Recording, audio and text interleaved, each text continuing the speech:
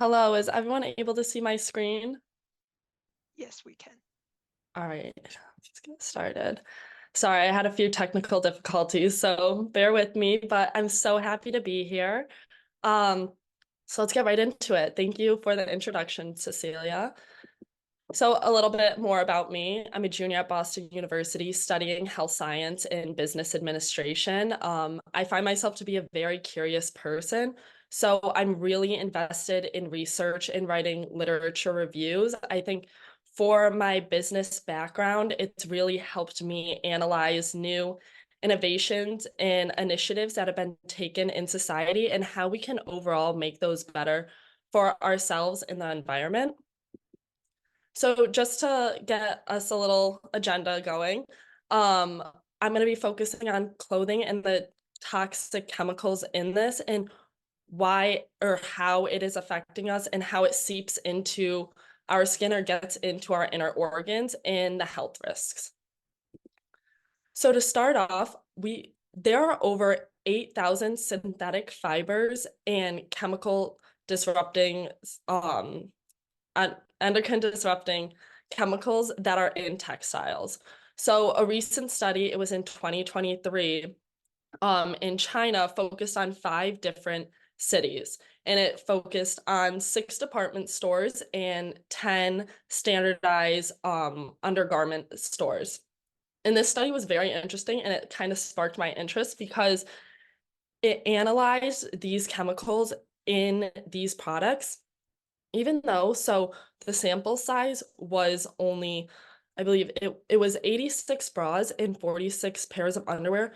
More than 70% of these products had endocrine disrupting chemicals and hard metals in them, which is harmful to our body. But it kind of just gives us a generalization of how much we come in contact with these chemicals, and we may not even know it.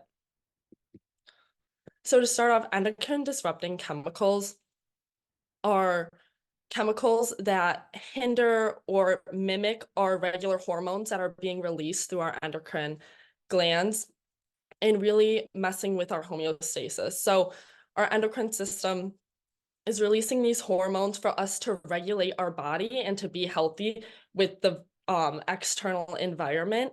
And these chemicals are disrupting that and really throwing us off, putting at extreme health risks. So, for all genders, these chemicals are messing with our cardiovascular health. It can lead to risk of obesity, causing hormone dependent cancers, chronic disease, puberty development, and reproductive health form abnor abnormalities. The reason why I decided to focus on women, though, was because women tend to have a greater exposure to these chemicals just through personal care products, but also I think it is important to target the fact that women are the main target for clothing, especially through marketing and on social media. I think it's really big right now. Me as a college student, I go on social media and everyone is posting the new clothes they're getting or promoting where the next um big trend is going and where I should be shopping. When in reality, some of these companies are not, well, a lot of these companies are not addressing the health effects that they're putting us at risk for. So, just a little brief overview of the endocrine system. I am taking anatomy right now, and my amazing professor, Dr. Ko at BU, has really sparked my interest and allowed me to expand on my curiosity and my love for learning about women's health. So the endocrine system is one of the top communication systems in our body, along with the nervous system. While the nervous system is sending out electrical signals, the endocrine system, as I said, is sending out hormones all throughout our body.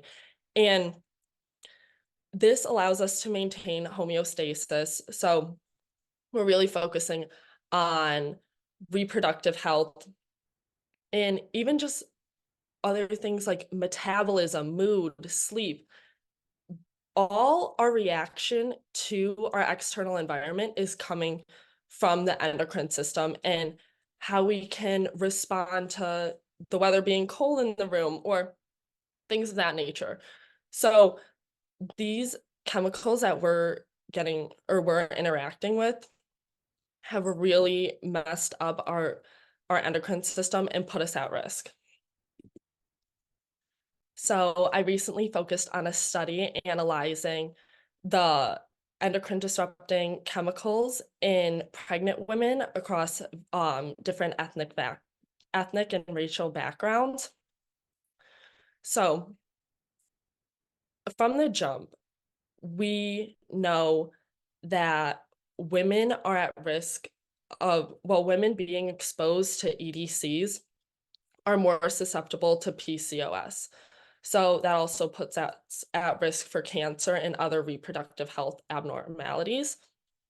In women who were pregnant, this is from a study of 350 women, and 59% of them being white, 30% of them being non-Hispanic Black or Hispanic, and the remaining consisted of Asian women.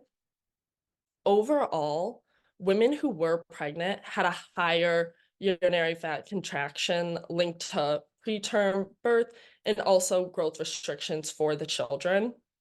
And putting that into perspective also for the fetus, that also struck reproductive problems with reproductive development, eczema, allergy conditions, and neurobehavioral outcomes.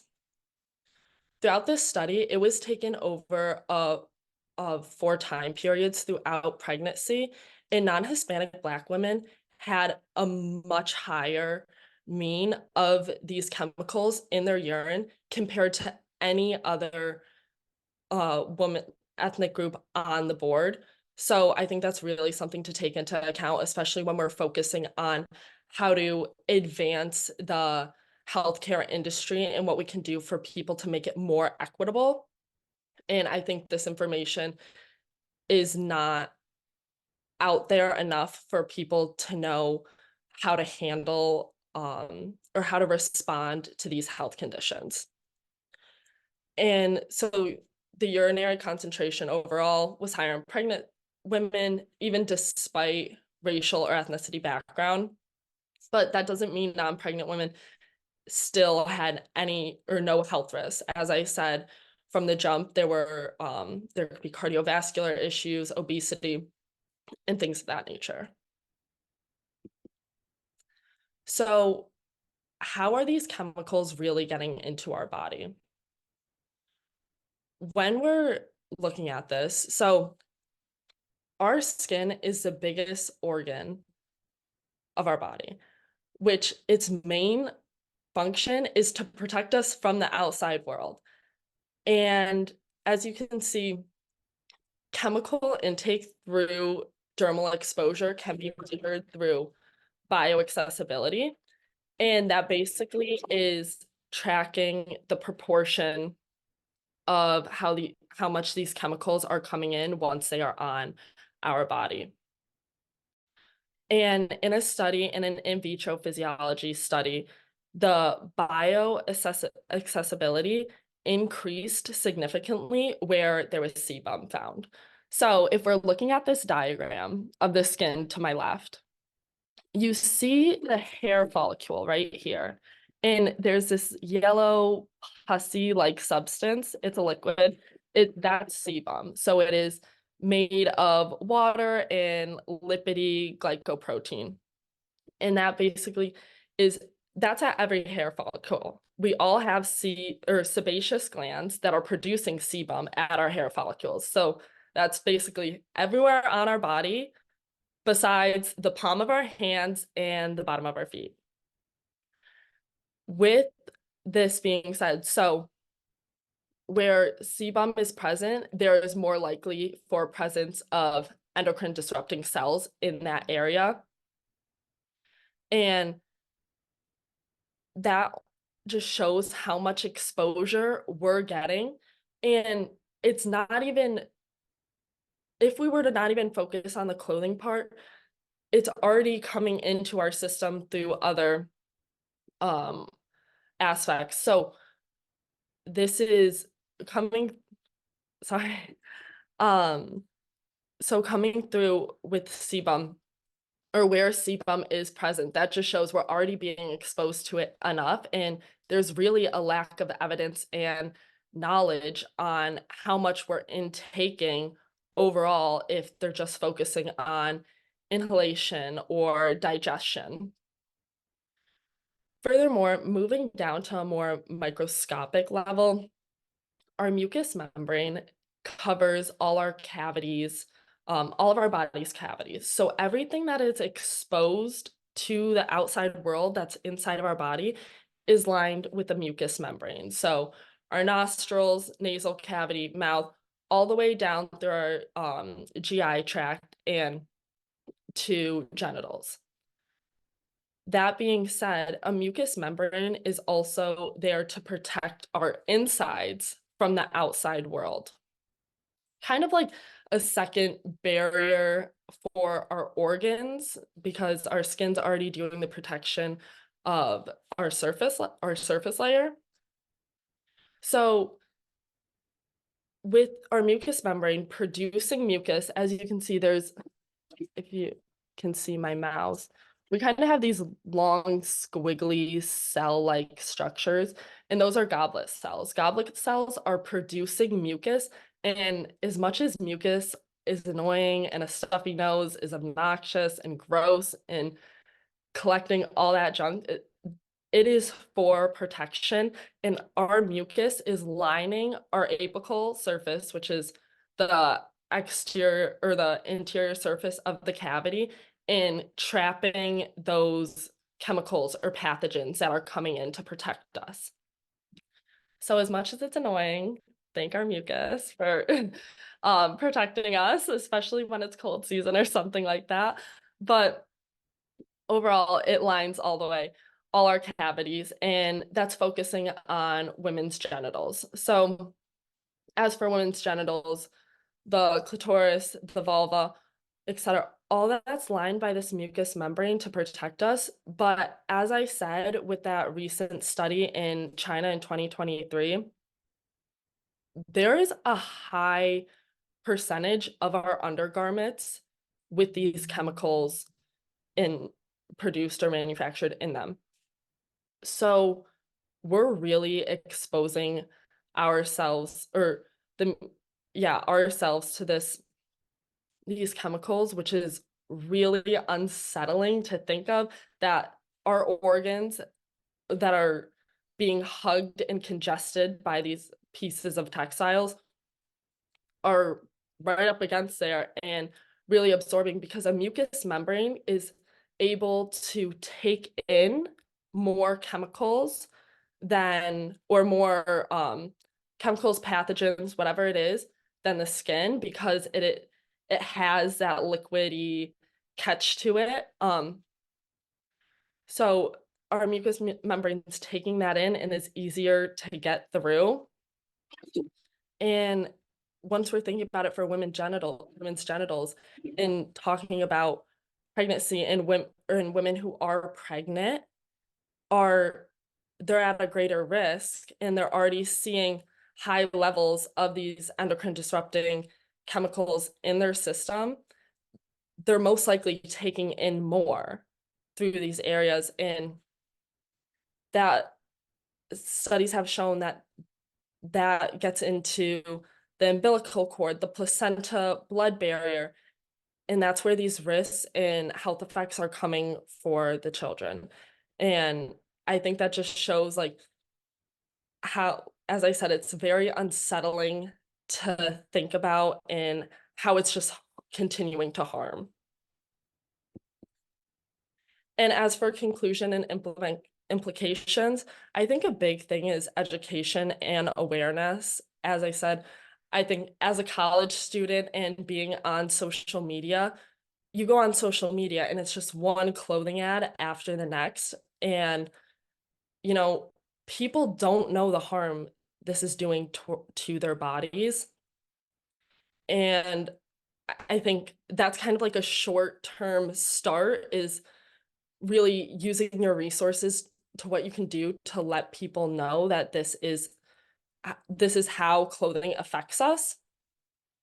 In addition, companies have taken initiatives for transparency. A lot of smaller brand companies have started adding onto their labels, like PFA free or other chemicals like BA. And, I think that's a good thing, but it's also not targeting the bigger corporations, like as we saw at H&M earlier on today, how bigger corporations aren't really taking responsibility for this.